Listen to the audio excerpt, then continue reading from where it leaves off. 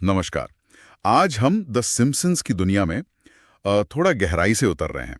मतलब ये जो शो की कथित भविष्यवाणियां हैं, फिर वो षड्यंत्र वाले सिद्धांत, और असल में ये शो बना कैसे, इसकी कहानी क्या है।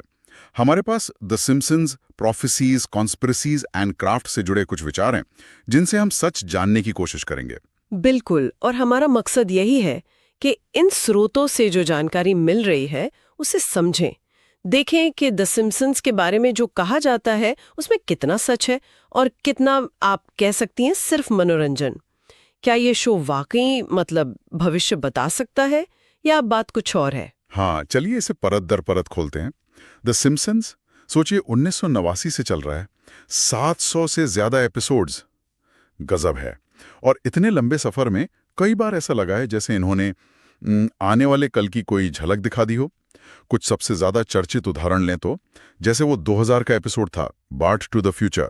उसमें राष्ट्रपति डोनाल्ड ट्रंप का जिक्र, और वो 16 साल बाद सच हो गया। हाँ, ये वाला तो बहुत मशहूर हुआ था। और वो 1997 वाला एपिसोड, न्यूयॉर्क वाला, एक मैगजीन पर $9 और ट्विन टावर्स, लोग उसे 9/11 से जोड़ते हैं।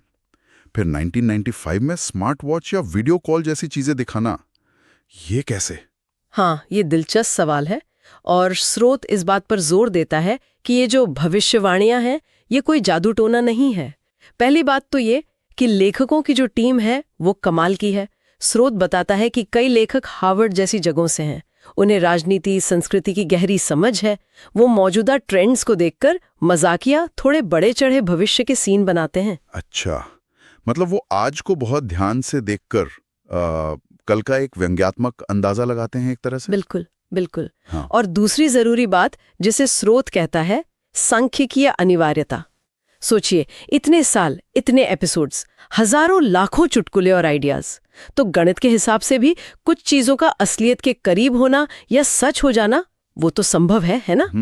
ये बात तो सही है। कभी कभी तो ऐसा भी लगता है कि असल घटनाएं ही शो के किसी मजाक से प्रेरित हो गईं।